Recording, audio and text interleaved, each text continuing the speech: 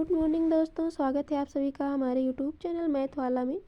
Daily morning current news की इस class में आप सभी का स्वागत है। आज हम लेकर आए हैं टॉप न्यूज़ जो कि सभी प्रतियोगी परीक्षाओं के लिए बहुत ही महत्वपूर्ण है। तो आइए दोस्तों, सबसे पहले हम देखेंगे नई दिल्ली में आयोजित हुआ आहार अंतर्राष्ट्रीय खाद्य एवं अतिथि मेला। आइए इसके बारे में देखते हैं।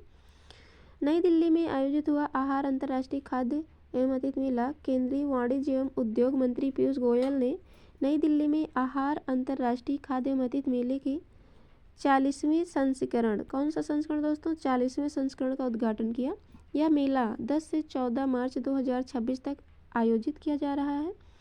इस कार्यक्रम का आयोजन खाद्य प्रसंस्करण उद्योग मंत्रालय और इंडिया ट्रेड प्रमोशन ऑर्गेनाइजेशन द्वारा संयुक्त रूप से किया गया। यह प्रदर्शनी खाद्य प्रसंस्करण अतिथि और कृषि क्षेत्र से जुड़े उत्पादों, तकनीकों और व्यापारिक अवसरों को प्रदर्शित करने के लिए एक महत्वपूर्ण मंच प्रदान करती है। यह आयोजन देश और विदेश के उद्यमियों, उद्योग प्रतिनिधियों, खरीदारों, नीति निर्माताओं को साथ लाकर व्यापार और सहयोग को बढ़ावा देने का अवसर देता है। इस प्रकार के अंतर्राष्ट्रीय मेले भारत के खाद्य उद्योग वैश्विक बाजारों से जोड़ने में महत्वपूर्ण भूमिका निभाते हैं। आगे की हेडलाइन है, करंट न्यूज है, आर्कटिक क्षेत्र में नाटो का कोल्ड रिस्पॉन्स सैन्य अभ्यास। आइए इसके बारे में देखते हैं। उत्तर अटलांटिक संधि संगठन नाटो ने आर्कटिक क्षेत्र में अपना द्विवार्षिक सैन्य अभ्यास कोल्ड रिस्पॉन्स शुरू किया है, जो 9 मार्च से 19 मार्च 2026 तक आयोजित किया जा रहा है। यह अभ्यास ऐसे समय में आयोजित हो रहा है जब आर्कटिक क्षेत्र में भू राजनीतिक प्रतिस्पर्धा और रणनीतिक महत्व तेजी से बढ़ रहा है। विशेष रूप से ग्रीनलैंड की रणनीति भूमिका को लेकर हालिया चर्चाओं में इस क्षेत्र पर वैश्विक ध्यान को बढ़ावा दिया गया है। इस सैन्य अभ्यास में आधुनिक रक्षा रणनीतियों में नागरिक अवसंरचना और सेवाओं को बढ़ती भूमिका को भी प्रमुखता दी जा रही है। कोल्ड रिस्पॉन्स अभ्यास का उद्देश्य क्या है? तो कोल्ड रिस्पॉन्स सैन्य अभ्यास का मुख्य उद्देश्य है अत्यधिक ठंड और कठोर मौसम परिस्थितियों में वाले आर्कटिक वातावरण में सैन्य अभियानों की क्षमता का परीक्षण करना है। इसके दौरान सामूहिक रक्षा से जुड़े परिदृश्यों का अनुकरण किया जाता है, जिससे सहयोगी देशों की सेनाएं समन्वय, गतिशीलता और लॉजिस्टिक व्यवस्था का अभ्यास कर सकेंगे। आगे की हेडलाइन है, सशक्त पंचायत नेत्री अभियान के तहत महिला जनप्रतिनिधियों का राष्ट्रीय। आइए इसके बारे में देखते हैं। तो ग्रामीण शासन में महिलाओं की भागीदारी को और नेतृत्व को मजबूत करने के उद्देश्य से पंचायती राज मंत्रालय ने 11 मार्च 2026 को नई दिल्ली में महिला निर्वाचित प्रतिनिधियों का एक दिवसीय राष्ट्रीय सम्मेलन आयोजित कर रहा है। यह कार्यक्रम सशक्त पंचायत नेत्री अभियान के अंतर्गत आयोजित किया जा रहा है। सम्मेलन में देश भर के लगभग 700 प्रतिभागी महिला शामिल होंगे, जिनमें विभिन्न पंचायतों की महिलाएं प्रतिनिधि, केंद्र सरकार के मंत्रालयों के अधिकारी तथा संयुक्त राष्ट्र एजेंसियों के प्रतिनिधि शामिल होंगे।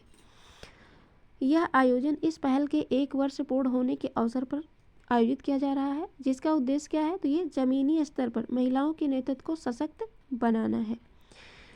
नेक्स्ट है, करंट न्यूज है, तमिल सिनेमा के बहुआयामी फिल्मकार थक्कली श्रीनिवासन का निधन हो गया है।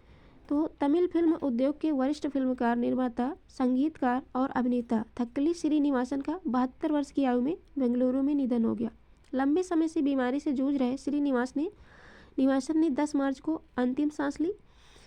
इनके निधन के साथ तमिल सिनेमा के एक ऐसे रचनाकार व्यक्तित्व का अंत हो गया जिसने कई दशकों तक उद्योग में महत्वपूर्ण योगदान दिया। अपने बहुमुखी प्रतिभा के कारण वे फिल्म निर्माण के विभिन्न क्षेत्रों में सक्रिय रहे और कई यादगार फिल्मों के निर्माण में महत्वपूर्ण भूमिका निभाई। तमिल सिनेमा में बहुआयामी कैरियर, थक्कली श्रीनिवास ने फिल्म उद्योग में अपने कैरियर की शुरुआत निर्माता के रूप में फिल्म इवरगल वारुंगाला थुंगल से की थी। कौन सी फिल्म से की थी दोस्तों? तो फिल्म है इवरगल वारुंगाला थुंगल। इसके बाद उन्होंने धीरे धीरे बॉलीवुड में पहचान मजबूत की और कई चर्चित फिल्मों का निर्माण किया। उनके प्रमुख कार्यों में मनसुकुल मथप्पू, नालय मनीथन, जेनमा नक्षत्रम, आदिसिया मनीथम, विटनेस जैसी फिल्में शामिल हैं। नेक्स्ट की हेडलाइन है आपकी करंट की, भारत में निष्क्रिय इच्छा मृत्यु पर सुप्रीम कोर्ट का फैसला और उससे जुड़ी कानूनी बहस। सर्वोच्च न्यायालय ने हाल ही में हरीश राणा मामले में निष्क्रिय इच्छा मृत्यु की अनुमति देकर जीवन के अंतिम चरण से जुड़े चिकित्सा निर्णयों पर नई बहस को जन्म दिया है।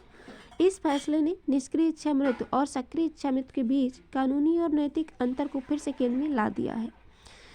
भारत की कानूनी व्यवस्था में जहां कड़े नियमों और सुरक्षा प्रावधानों के तहत निष्क्रिय इच्छा मृत्यु को मान्यता दी गई है, वहीं इच्छा मृत्यु अभी भी अवैध मानी जाती है। यह विषय चिकित्सा नैतिकता, कानून और मानव गरिमा से जुड़ा है, संवेदनशील मुद्दा है। अदालतें यह सुनिश्चित करने का प्रयास करती हैं कि जीवन के अंतिम चरण में रोगी की गरिमा बनी रहे और किसी भी प्रकार के दुरुपयोग की संभावना ना हो। तो ये थे टॉप करंट न्यूज़, जिसमें हमने कई सारे पॉइंट को डिस्कस किया और यहाँ से क्वेश्चन बहुत सारे इंपॉर्टेंट पॉइंट बनेंगे। करंट न्यूज़ की क्लास को ज्वाइन करने के लिए जुड़े हमारे चैनल मैथ वाला में, और आपको 7 o'clock पे डेली करंट अफेयर्स की क्लास इम्पॉर्टेंट हेडलाइन न्यूज़ को कवर कराया जाएगा। और मॉर्निंग इवनिंग में आपको जो है जीके और जीएस की क्लास में करंट से जुड़े सारे इंपॉर्टेंट क्वेश्चन को हम कवर कराएंगे और साथ में स्टैटिक जीके को भी कवर कराने वाले हैं। आज के लिए बस इतना ही।